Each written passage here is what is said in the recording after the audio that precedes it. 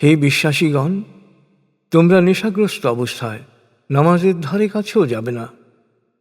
তোমরা কি বলছো তা যখন বুঝতে পারবে তখন নামাজ পড়বে, অর্থাৎ স্থির, প্রশান্ত ও সচেতন অবস্থায় নামাজ পড়বে। মুসাফির না হলে অপবিত্র অবস্থায়ও নামাজের কাছে যাবে না যতক্ষণ না গোসল করো। আর যদি তোমরা অসুস্থ থাকো বা সফরে থাকো বা মলমূত্র ত্যাগ করে আসো বা স্ত্রী সহবাস করার পর পানি না পাও, তবে পরিষ্কার মাটি দিয়ে তায়াম্মুম করো, অর্থাৎ পরিষ্কার মাটি মুখমণ্ডল ও হাতে বুলিয়ে নাও। নিশ্চয়ই আল্লাহ পাপ মোচনকারী, অতীব ক্ষমাশীল। তুমি কি তাদের দেখনি যাদের কিতাবের এক অংশ দেওয়া হয়েছে, কিন্তু এখন ভুলের বেসাতি করছে আর চাচ্ছে তোমরাও পথভ্রষ্ট হও? কে তোমাদের শত্রু আল্লাহ তা ভালো করেই জানেন। আর তোমাদের সাহায্য ও পৃষ্ঠপোষকতার জন্যে আল্লাহই যথেষ্ট। ইহুদিদের কিছু লোক আল্লাহর বাণীকে প্রসঙ্গ থেকে বিচ্ছিন্ন করে বিকৃত অর্থ করে এবং বলে, আমরা শুনলাম ও অমান্য করলাম। আবার বলে, শোনো না শোনার মতো। আর সত্য ধর্মকে অবজ্ঞা করার জন্যে তারা জিহ্বা কুঁচকে বলে, রাইনা, অর্থাৎ আমাদের রাখাল।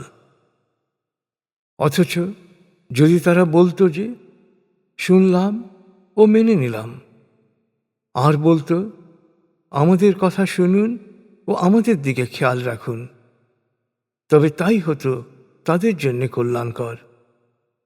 কিন্তু সত্য অস্বীকার করার জন্যে আল্লাহ তাদের লানত করেছেন, তাই তাদের মধ্যে অল্প সংখ্যক লোকই বিশ্বাস স্থাপন করবে।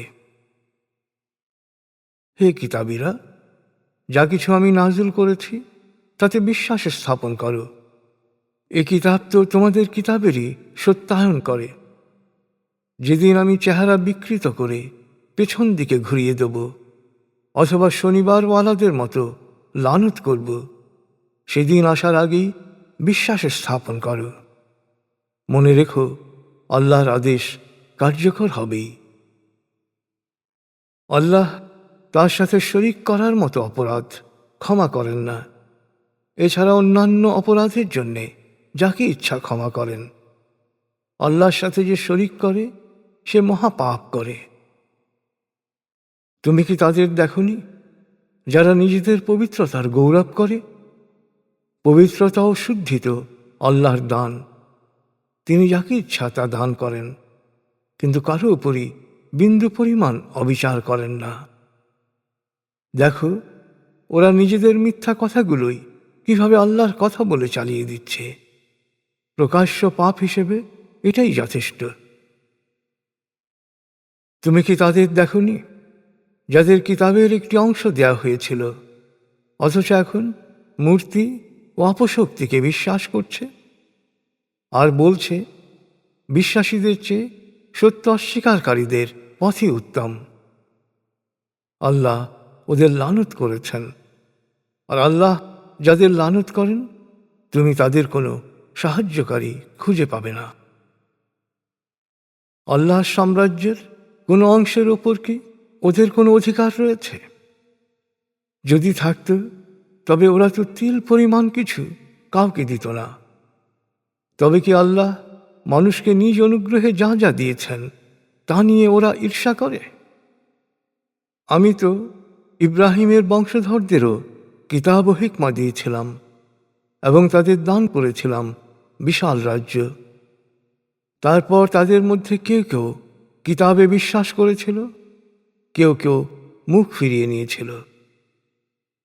আর শুনে রাখো, অপরাধীদের পোড়ানোর জন্যে জাহান্নামই যথেষ্ট। যারা আমার বিধান মানতে অস্বীকার করবে তারা আগুনে পুড়বেই। ত্বক একবার পুড়ে গেলে আবার নতুন ত্বক সৃষ্টি করা হবে, আবার তা পুড়বে। এভাবেই তারা পুরো মাত্রার শাস্তি ভোগ করবে। নিশ্চয়ই আল্লাহ মহাপরাক্রমশালী, প্রজ্ঞাময়। আর যারা বিশ্বাস করে ও সৎকর্ম করে তারা প্রবেশ করবে জান্নাতে, যার পাদদেশে থাকবে প্রবহমান ঝর্ণাধারা। তাদের জন্যে থাকবে পবিত্র সাথীরা। এক মহাসবুজের ছায়ায় শান্তি সুখে থাকবে তারা চিরকাল। হে বিশ্বাসীগণ, আল্লাহ নির্দেশ দিচ্ছেন যে তোমরা সব আমানত তার মালিককে ফিরিয়ে দেবে। যখন মানুষের বিরোধ মীমাংসা করবে তখন বিচারক হিসেবে ন্যায় বিচার করবে। আল্লাহর উপদেশ সব সময় উত্তম। আল্লাহ সব শোনেন, সব দেখেন। হে বিশ্বাসীগণ, তোমরা আল্লাহর আনুগত্য করো, রসুলের আনুগত্য করো এবং তোমাদের মধ্যে প্রাজ্ঞ নেতার আনুগত্য করো। এরপর কোনো বিষয়ে মত পার্থক্য হলে আল্লাহ ও রসুলের শিক্ষার নিকট ফিরে যাও। আল্লাহ ও আখিরাতে সত্যিকারের বিশ্বাসীদের জন্যে এটি সঠিক কর্মনীতি এবং পরিণামে উত্তম। হে নবী, তুমি কি তাদের দেখনি যারা তোমার ও তোমার পূর্ববর্তী নবীদের ওপর নাজিল হওয়া কিতাবে বিশ্বাস করার দাবি করে, কিন্তু তারা বিরোধীয় বিষয়ে ফয়সলার জন্যে তাগুত অর্থাৎ অপশক্তির শরণাপন্ন হয়? অথচ অপশক্তিকে প্রত্যাখ্যান করার জন্যেই তাদের নির্দেশ দেওয়া হয়েছিল।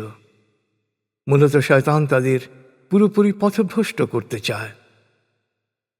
যখন তাদেরকে বলা হয় আল্লাহ যা নাজিল করেছেন তার দিকে এসো এবং রসুলের নীতি অনুসরণ করো, তখন তুমি দেখবে মুনাফিকরা পাশ কাটিয়ে যাচ্ছে।